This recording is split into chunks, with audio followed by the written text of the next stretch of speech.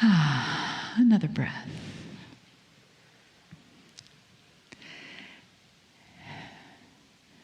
And begin to soften your breath and your connection with your breath.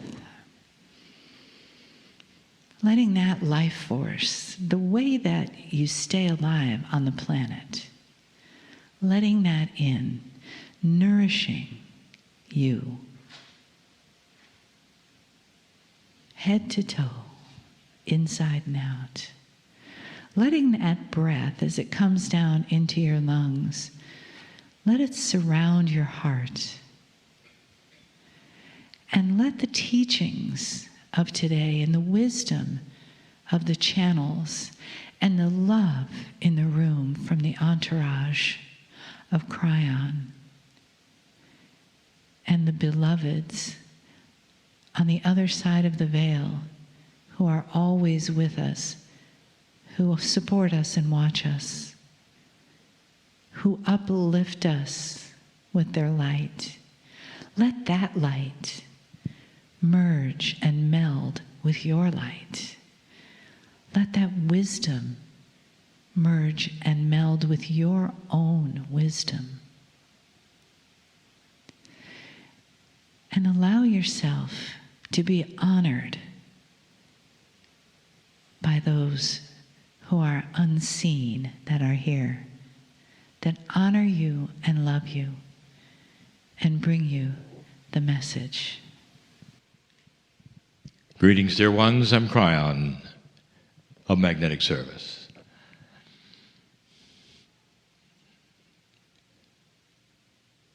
It has been mentioned that there are those who are unseen that know who you are, who are here. And I mean here. If you're a visitor listening to this later, here means here for you as well. This is a sacred space that you have decided to listen to. And if you continue listening, all of the energies that are in this room at the moment are yours as well. Humans, everyone, respected, honored, everyone. There is an entourage that doesn't just accompany me. It's an entourage that is developed from the various soul energies in the room. An entourage that comes to watch, honor, sometimes seemingly sit in your lap, knock on your nose, just to say, we're here, we're here, we're here. Years ago I said it, you're never alone. We mean this. It's impossible. Because of the system that is spiritual, the system, if you wish, of God. You come to a place and you finally understand and realize, number one, you're part of the system. Number two, you're here temporarily. This soul journeying that you do, you're here temporarily until the next journey in the next life, same soul. And so, dear ones, we're looking at ancients among you. And there is so much honor that you made it, that you've come, that you're here. We wish to extend the teaching from last week. Now, if you had no idea what that was, it's fine. We always start as though you don't, so that we can be complete. With those who would listen to one message, you wouldn't have to then listen to others. Last week, we introduced you to the concept of clearing that which we call your Akash. Now, let me define Akash yet again. And in order to do this, we always will do this. We posture this with great, great honor and respect for what it means. Inside you, human being, right now, there is an active record of everything you've ever done on this planet. Everything. It lands eventually in your DNA. As you reincarnate, the last lifetime is then included, and you come in with that, fresh. Everything that you have ever experienced is there. And as we've taught before, it's not a linear representation as you would get in a book. The Akashic record is not about the activities of a human. It's about the energies. What was it like for you? Short lifetimes, long ones, various places of the planet, different cultures, different faces, different languages, different food. What was it like to be in the wars, to be a warrior and kill others, to be on the battlefield and be killed? All of you were. All of you. What's it like to be drowned? So many of you were. What's it like to lose children? And you would say that must be awful. It is. It still is. But when you come into a planet where every other child lives, you don't even name them till they're 3 months old. What's it like? What's it like to wake up and realize that you have information as an old soul that goes against that which is taught about God? Do you shut up or do you not? What's it like to be ostracized away from anyone else in the village, to live alone and only be kept alive because you have the magic, they think, because you have the intuition to keep them alive, perhaps some potions, some information from Gaia and the earth to heal those around you?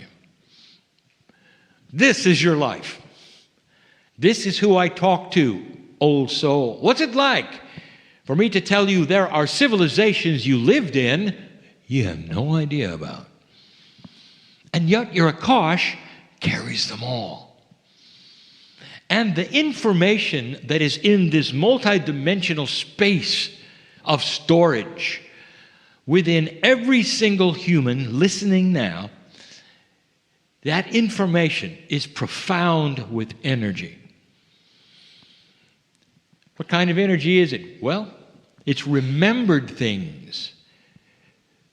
We've talking about this before. We've said the difference between the Akashic Records reaction and what it means 10 years ago and today is vastly different. That's what's changing.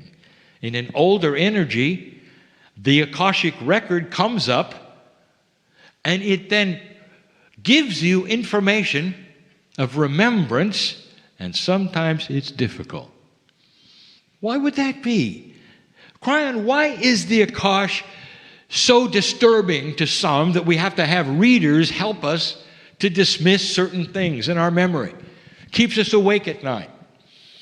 It's difficult to work with. Why would that be? What kind of a system does that? And here's the answer. It's a system of free choice. As goes the consciousness of the human being, goes the consciousness of remembrance of the Akash. You remember dramatic things. Things that go bump in the night. Things that you don't want to remember. Feelings you can't explain. That's been the way of it. Until now. Last week we gave you information and exercise, words if you wish, and reminded you of the power you have over your own body, and in this energy, the appropriateness of reframing the Akash. Demanding in your own words that the Akash stop remembering the negativity and the drama and start remembering the beauty. Remembering the good times, what it felt like for all of you as a woman to give birth. What it felt like for all of you as a man to watch it. The pride, the joy, the overwhelming beauty, the benevolence. It's there. It's all there. To command your Akash to stop with the old energy programs, the tapes that play, and instead give you something you didn't expect. Beautiful memories. It changes that residual buzzing in the background. We told you that. Now, where does it go from here? It may seem like we're going to skip around, but I'm going to tell you what has happened to the Akash, what it became. Now, the Akash has never changed, but human beings saw it and rewrote the rules. I'll tell you about that. So you have a bit of an understanding about the buzz that some of you have. But not before an update. There are those listening to this now who were there last week. There are those who not only participated in the exercise, but will listen to the channel and participate again. Those who have never heard of it will hear it the first time and participate. There will be thousands who will participate. There will be some who feel something, as I said. There will be some who don't. Because timing is everything. You are unique on this planet. There is never a time when we give you information of one esoteric pill does one thing for everybody. It doesn't. It doesn't. Some of you must work at it and work into it, must do it a number of times if you wish. Although, I'll tell you, the body hears it the first time. Oh, it hears it. Hears it and starts working on it, even though you don't think it does. Here's an update. There are some of you, not necessarily in this audience, but the ones hearing me now, who've had some interesting dreams all of a sudden. A dream that would put you back into circumstances that were uncomfortable. Circumstances that made you less than. Putting you back into a time when there was betrayal. Putting you back into uncomfortable work situations or things that happened. And you're put back in the dream, and there they are happening again. And you wake up in the morning and you'll say, this isn't really what I had hoped for. And now I have what they call a bad taste in my mouth for the whole day because that dream was so real. I didn't need to go back and feel that all again. Oh, yes, you did. And here's why, because that was your closure. You had to go back. You had to look it in the face. Sometimes there are things you never wanted to look at. Some of you are not done yet. This is the Akashic record at its best. It's the Akashic record for this lifetime at its best. Things that have happened to you that you go back and revisit. In the Akash, a drowning, a death, or a time perhaps on the battlefield where you took a life and it stuck with you for ages, and suddenly here comes the dream and you just feel awful. You'll say, I just killed somebody and I feel it all over. It's the worst thing that ever happened to me. I couldn't do that, but I did it. I can feel it. Or I was just killed. Or I drowned. Whatever it was. Then you'll wonder, what is the appropriateness of that? I'll tell you, it's a closure. It means it's gone. That's what it means. And if you're one who had one of those dreams, congratulations. It's working. Do you see how this works? It's working. You have to go there because you didn't want to face it. Even in a dream. You have to go there and be uncomfortable for a moment in a dream. Doesn't hurt you. But for those moments, the Akash is working with you to say, in order to dismiss this, you got to look at it. And you are, many of you. And in the looking at it, there is full and complete clearing. It's not coming back. Not coming back. This is the power you have today, and we talked about it last week. I want to talk about the Akash. It's beautiful. What a system. It's a system of remembrance.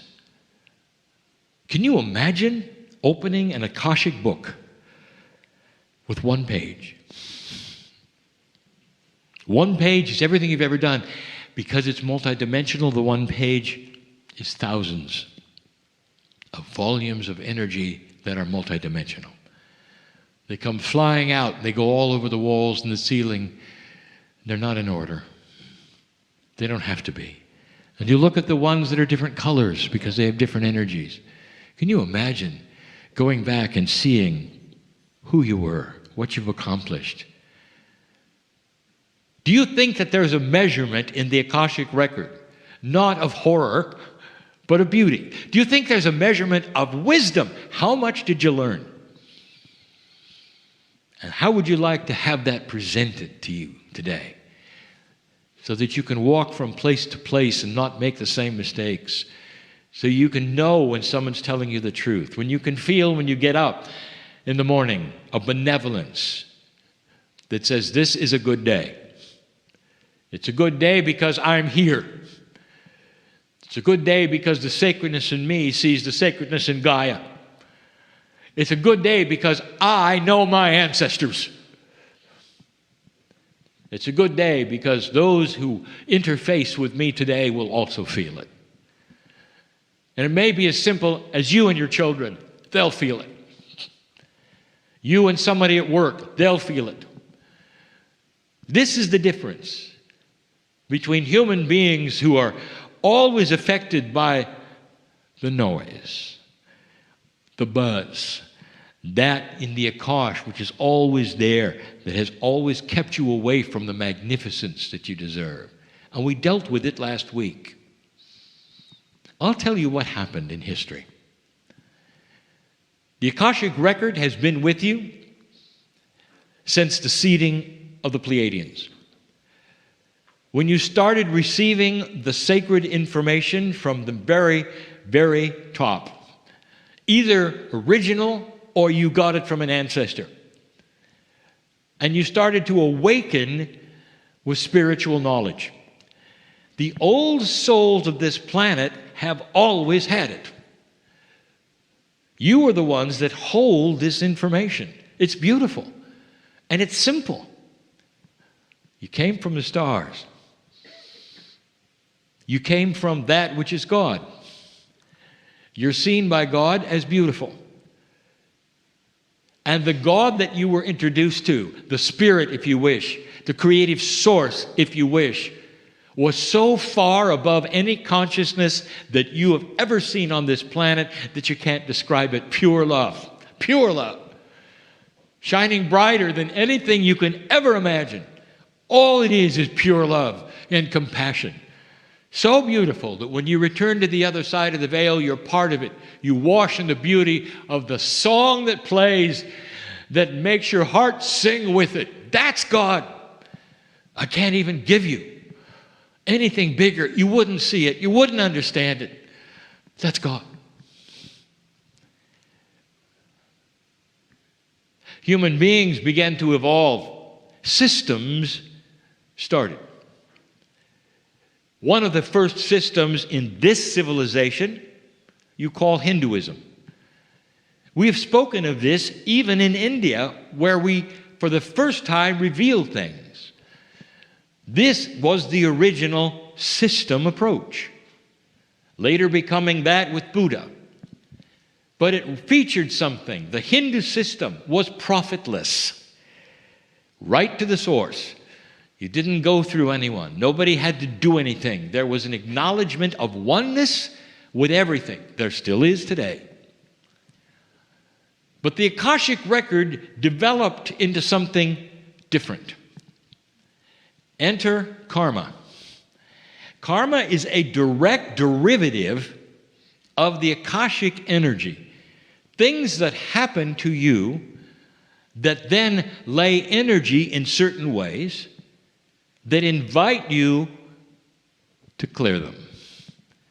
And the system would invite you to clean up that which you didn't want and work with other entities of Hinduism that would help you clear negativity to the point where you did not have the karma anymore. You could clear it.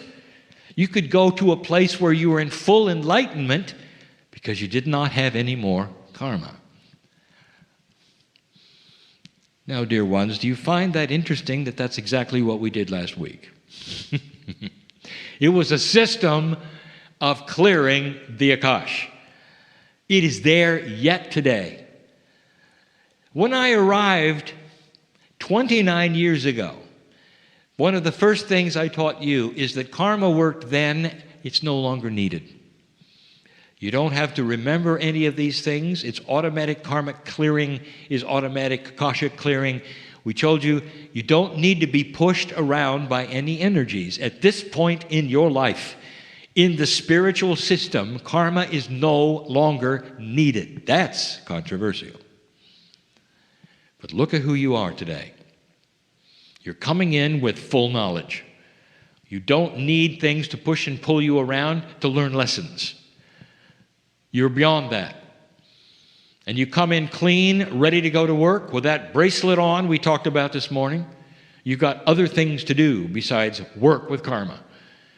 Even this day, there are those who say, what do I do about the karma? Even after I've said, you don't have it. You don't have to worry about it. There are those who will argue. I want you just to look at yourself, say, do I need it? Really? At this point in my spirituality as an old soul in this new energy, does it hurt me or help me? Does it hinder my path? Does it enhance me? You make up your own mind. Don't you find it interesting that it was converted into a system that then became karmic? Now, what happens next is really, really interesting. Because now certain systems, over thousands of years, begin to morph the whole idea. I want to introduce you to the human concept of sin.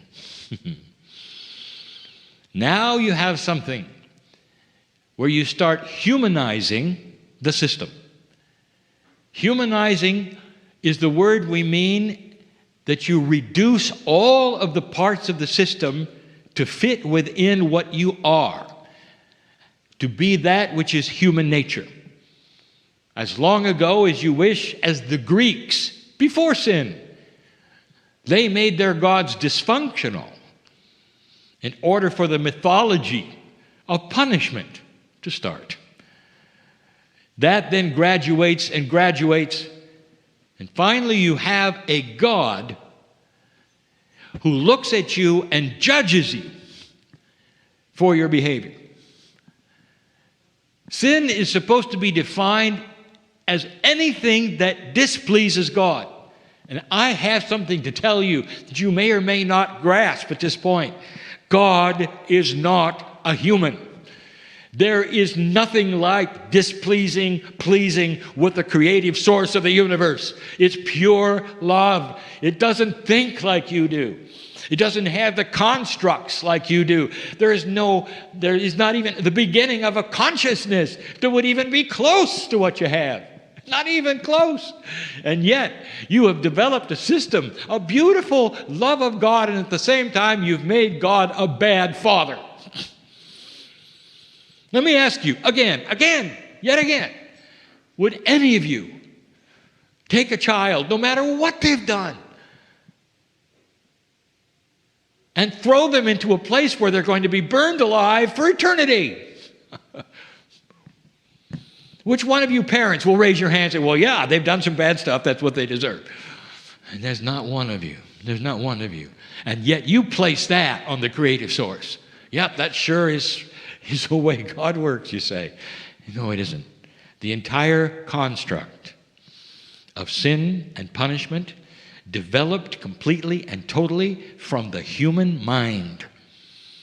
A human being's construct put upon the Almighty, creator of the universe. Does not work that way. There were no wars in heaven. And all of this literally coming from the Akashic record. Because the Akashic record has certain energies that when you morph these systems will create guilt. Now you are sorry for what you did that you feel in your Akashic record. It's getting worse, isn't it? Now you sit there and you don't know what to think. If God is real, is God displeased with who I am? I had a dream the other night. I'm not sure what it means, but I'm quite sure I did something wrong. That's why I had the dream. I'm afraid. I'm afraid I'm not doing this or that right or wrong. Never understanding at that moment in time. This is a derivative of that which is your Akashic record. The energies of your record literally were then converted into karma, then converted into sin and punishment. All these same reactions and feelings then getting lower and lower in a consciousness state to bring you to your knees, human being, where you're afraid of God.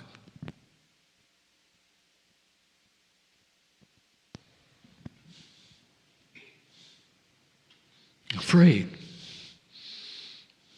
There's an oxymoron here. It doesn't even make sense that you would bring yourself to a place where you would fear that which was inside you, which is the most benevolent, gorgeous, loving thing that ever could be there. Talked into it, trained into it. This may offend some. That is not the purpose. The purpose is to reveal and enlighten, to open the box, to unseal a grander truth, that there is no judgment with a God that created you out of love. Where is it going next? What's going to happen? Revelation on the planet? Compassion is coming? Reframing and rewriting some of these things that I've just told you. That's what's going to happen. I know this because I've seen it before. I bring you this history to show you where this has come from, what has become it. These wonderful secrets that you had, literally, as a Lemurian, some of you, from the original teaching wheel, had to go underground, not be taught, only be kept. Secret societies you think today are conspiracies. They're only ones who have kept the secrets of what you learned in Lemuria. And in this new energy, they're starting to pop out. You're going to see organizations start to reveal what they know, and they're going to be Metaphysics 101. You're going to start creating organizations yourself to teach these things openly, not in secret. And I remind you, it's one of the first times you've been able to do this without something coming after you or being shut down or worse. There are some who are still afraid to come out of the closet. Closet light workers. They don't want to come out of the closet because the last time they did it was awful. And now it won't be. Now I'm going to give you another concept just to make it really confusing. If you're going to become a bit more multidimensional, dear ones, you're going to now have to deal with a different kind of attribute in your Akash. Stand by. So let me reveal again the summary that in this new energy, as bad as it has become, the systems that gave you these things will start to be more enlightened in their approach. They will start to see that it's not commensurate with the love they teach. There will be a lightening of the load. Rules will change slightly, as they have over the eons and decades. It'll start happening again. There will be a return to one of the original ideas that God is inside of every single human. And the respect of that will be seen as primary, no matter who they are or what they believe. That's what they'll have in common. This starts a world that will pull itself out of where they are and have no more war. That's the summary. Now let me tell you something you need to deal with. There is the idea, this train of time you're on is going to create a train which is completely then enlightened, beautiful, clean, clear, ready to move forward in the light with brand new information.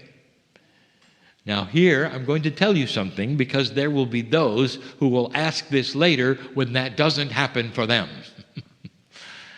This is accelerated, advanced information about your Akashic record that you will have to deal with in the ways that you will have presented to you, and also we will talk about in the future. Time is in a circle. Always has been. Time is in a circle. Imagine a railroad track. You are on that track as a train, as a human being, a human train, and you are chugging along on that train. You can go as fast as you or slow as you want, but the train doesn't back up. It always goes into the future. That track is always ahead of you, and what's behind you is what you've done. Now that's how you see it. Now I want you to add a little wrinkle to that. That track goes all around the planet. Forget for a moment that you can't put a track on the ocean. Just pretend. And then that means that eventually your future becomes your past. Are you with me so far? Because you're going to start running over the same track in front of you that is your past. And what is it exactly in your past? It's etched in stone in your Akashic record. And whether it includes one civilization or two, it doesn't matter. The concept is this: you're going to meet your Akash in the future. Some of you won't understand what it is and consider that everything you've done has failed because here it is again. Others of you will recognize it. Aha, this is a fractal in time. It is laying on the track because the track remembers what happened. And instead of me absorbing it and taking it on and having to do all this again, we're going to clear it as we go. We're going to expect it to be there. And we're going to see it and we're going to clear it before it ever shows up. Is this too complex? As my partner explained it as I've given it to him, these are the questions that only the future will answer.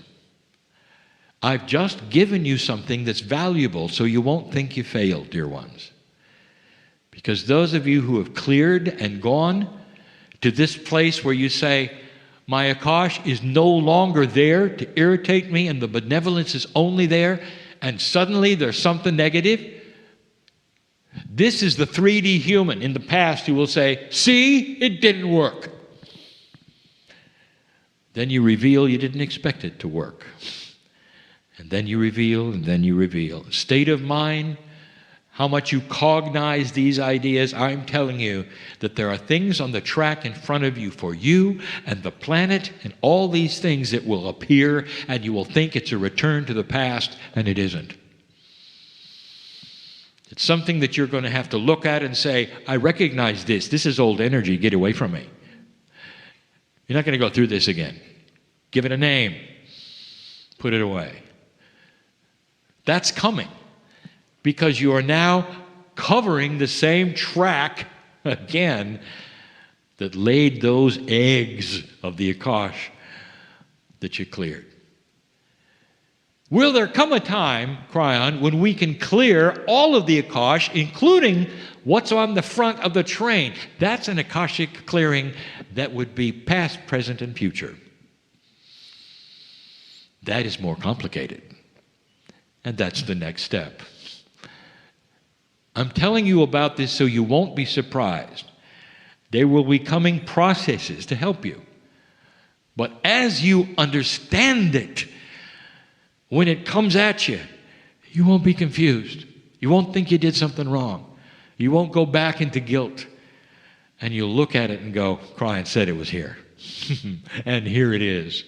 And you can laugh. Because it'll disappear as soon as you recognize what it is. It's a past karma that's in front of your train that you cleared. Therefore, it's a phantom. We'll even give it a name. Beware of phantom karma. Beware of phantom Akash. All of that from your past might show up. Just remember this time and call it what it is. This is a complex channel. It's something that you may want to listen to. It's something that you may want to revisit just to hear these words. I'm about ready to close. Those invisible ones are still here. I want you to feel them for just a moment, and such congratulations to you. If they could put their arms around you, you could feel it. You'd feel so much love. You did it. And they would give you a message that say, don't fear the future. They'd give you a message that say, cast the old fears away. They're not going to come back.